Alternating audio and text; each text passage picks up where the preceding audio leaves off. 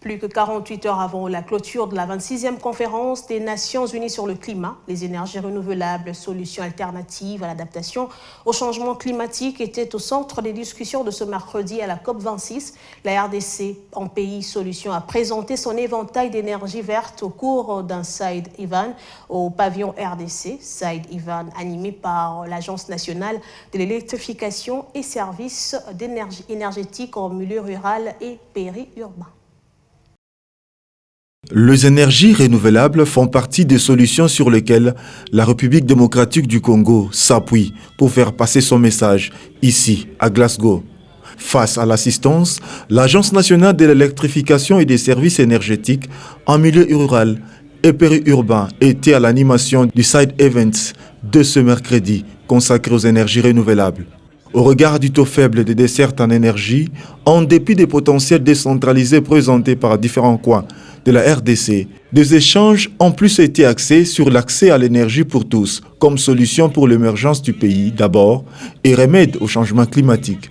Aujourd'hui, en troisième jour, nous avons présenté les solutions en ce qui concerne l'électrification, pas seulement de la RDC, mais aussi de l'Afrique. Les bases de l'électrification de la RDC sont sur les énergies renouvelables. C'est ce que nous avons présenté ici, les potentiels de la RDC.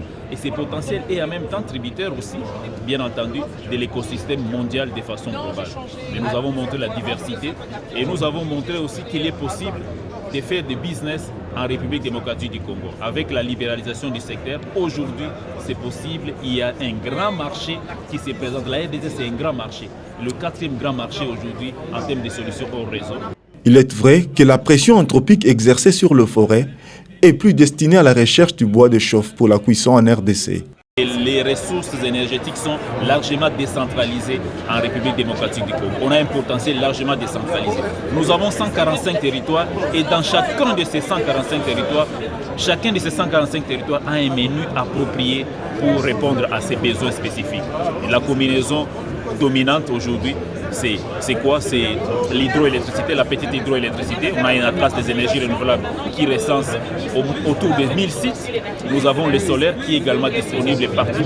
Nous avons effectivement de façon générale aussi la biomasse qui est également partout.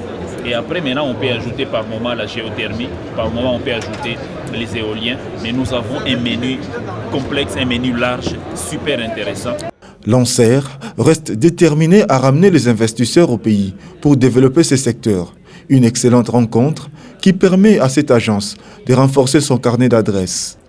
La question des énergies renouvelables, une solution indispensable dans la transition énergétique. Solution efficace recherchée dans la lutte contre le changement climatique.